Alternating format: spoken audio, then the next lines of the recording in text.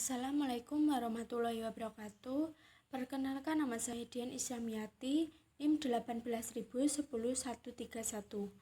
Di sini saya akan mempresentasikan konsep dan siklus perencanaan pembangunan. Perencanaan atau planning merupakan suatu kegiatan yang terkoordinasi untuk mencapai tujuan tertentu dalam kurun waktu tertentu. Dengan begitu, di dalam perencanaan akan terdapat aktivitas pengujian beberapa arah pencapaian, mengkaji ketidakpastian, mengukur kapasitas, menentukan arah pencapaian, serta menentukan langkah untuk mencapainya. Pengertian perencanaan menurut para ahli: yang pertama menurut Adler, di mana perencanaan adalah suatu proses menentukan apa yang ingin dicapai di masa yang akan datang serta menetapkan tahapan-tahapan yang dibutuhkan untuk mencapainya. Kemudian yang kedua, perencanaan pembangunan di Indonesia menurut Undang-Undang Nomor 25 Tahun 2004 mendefinisikan sistem perencanaan pembangunan nasional atau SPPN adalah suatu kesatuan tata cara perencanaan pembangunan untuk menghasilkan rencana-rencana pembangunan jangka panjang, jangka menengah, dan tahunan yang dilaksanakan oleh unsur penyelenggara negara dan masyarakat di tingkat pusat dan daerah. Komponen utama perencanaan dibagi menjadi 4. Yang pertama merupakan usaha pemerintah secara terencana dan sistematis untuk mengendalikan dan mengatur proses pembangunan. Yang kedua mencakup periode jangka panjang, menengah, dan tahunan. Yang ketiga mencakup dengan variabel yang mempengaruhi pertumbuhan ekonomi dan pembangunan secara keseluruhan, baik secara langsung maupun tidak langsung. Yang keempat mempunyai suatu sasaran pembangunan yang jelas sesuai dengan keinginan masyarakat. Mengapa diperlukan perencanaan pembangunan? Yang pertama, terjadinya kegagalan mekanisme pasar. Ekonomi mekanisme pasar memerlukan beberapa persyaratan tertentu, yaitu yang pertama, terdapatnya kompetisi yang cukup tajam dan berjalan secara adil dan tidak ada kekuatan monopoli. Yang kedua, tidak ada daerah dan masyarakat yang terisolir sehingga tidak mendapatkan informasi yang sama dengan golongan masyarakat lainnya. Yang ketiga, hukum berjalan dengan baik sehingga tidak ada golongan masyarakat yang dapat berbuat curang dan menang sendiri. Kemudian yang kedua, ketidakpastian masa datang. Tidak didapat sangka bahwa masa datang penuh dengan ketidakpastian, sehingga keputusan yang diambil oleh pihak swasta dan masyarakat secara keseluruhan seringkali tidak tepat sesuai dengan sasaran yang diharapkan. Hal ini tentunya sangat merugikan jika keputusan tersebut menyangkut dengan kegiatan investasi dan produksi untuk jangka panjang. Kemudian yang ketiga, untuk mengarahkan kegiatan pembangunan. Dengan diberlakukannya perencanaan dalam pembangunan akan mendorong kegiatan pembangunan secara terpadu, efisien, dan berkelanjutan. Ciri-ciri perencanaan pembangunan dibagi menjadi 6. Yang pertama, tersusun secara lengkap termasuk sektor swasta. Yang kedua, memasukkan evaluasi perekonomian masa lalu. Yang ketiga, merinci tujuan dan prioritas pembangunan. Yang keempat, menerjemahkan tujuan ke dalam target pembangunan. Yang kelima, strategi dan kebijakan bersifat spesifik. Yang keenam, memuat proyeksi selama periode perencanaan. Kemudian, tujuan dan fungsi berdasarkan Undang-Undang Nomor 25 Tahun 2004 dibagi menjadi 5. Yang pertama, mendukung koordinasi antar pelaku pembangunan.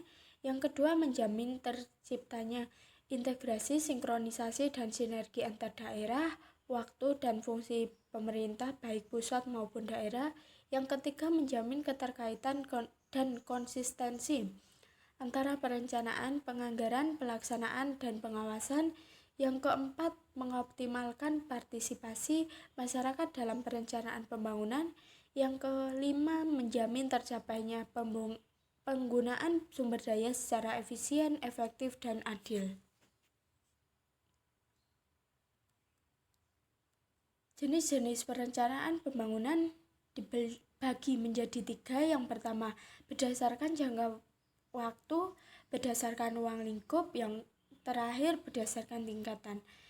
Berdasarkan jangka waktu, perencanaan pembangunan dapat dikelompokkan atas 3 jenis, diantaranya perencanaan jangka panjang, yaitu perencanaan yang dibuat dan berlaku untuk jangka waktu 10-25 tahun. Contohnya pembangunan tol, pembangunan jembatan atau pulau. Yang kedua, rencana jangka menengah atau medium range planning, yaitu perencanaan yang dibuat dan berlaku untuk jangka waktu 5-7 tahun. Contohnya pembangunan rumah sakit, pembangunan sekolah. Yang ketiga, rencana jangka pendek, yaitu perencanaan yang dibuat dan hanya berlaku selama kurang lebih 1 tahun dan tidak membutuhkan perincian yang sangat mendetail seperti pembuatan trotoar, memperbaiki jalan, pembuatan halte tunggu kendaraan umum. Yang kedua, berdasarkan ruang lingkup dibagi menjadi 3. Yang pertama, rencana strategis, yaitu perencanaan yang di dalamnya terdapat uraian mengenai kebijakan jangka panjang dan waktu pelaksanaan yang lama. Umumnya, jenis perencanaan seperti ini sangat sulit untuk diubah. Contohnya seperti penyusunan rencana pembangunan jangka menengah atau RPJM, kemudian rencana pembangunan jangka panjang atau RPJP, serta rencana strategis satuan kerja perangkat daerah atau Renstra SKPD.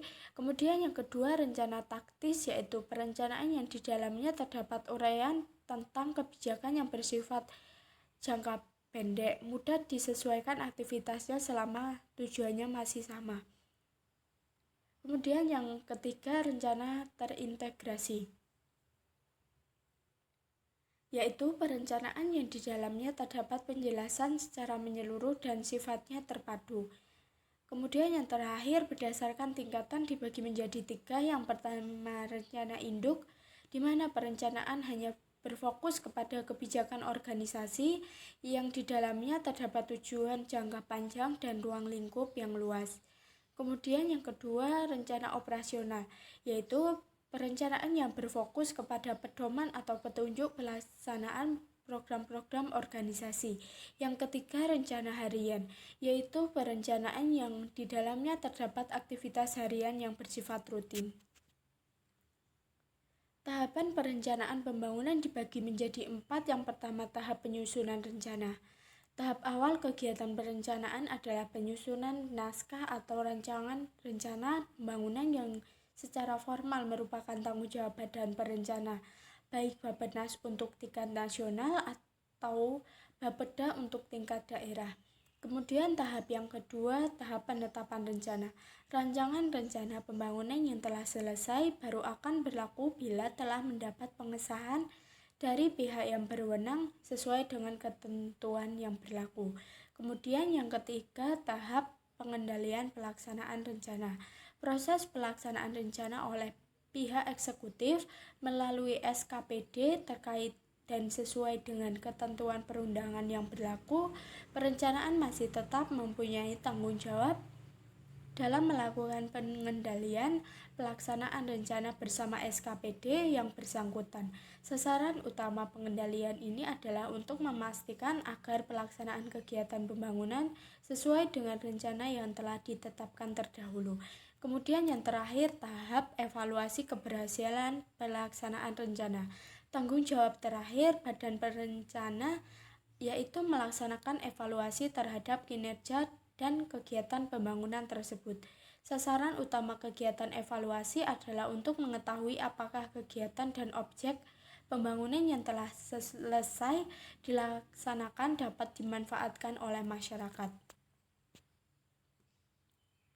Kemudian siklus dasar proses perencanaan. Yang pertama, perencanaan meliputi identifikasi sasaran atau tujuan, formulasi beberapa alternatif kegiatan, penentuan pilihan dan alokasi sumber-sumber. Yang kedua, pemrograman. Pada dasarnya berarti mengorganisir dan mengontrol berbagai aktivitas sebagai hasil dari keputusan perencana. Yang ketiga, penganggaran, berarti proses transformasi keputusan-keputusan perencana dan proses ke dalam rencana finansial. Yang ketiga, pengorganisasian adalah suatu proses untuk penentuan, pengelompokan, pengaturan, dan pembentukan pola hubungan kerja dari orang-orang untuk mencapai tujuan organisasinya.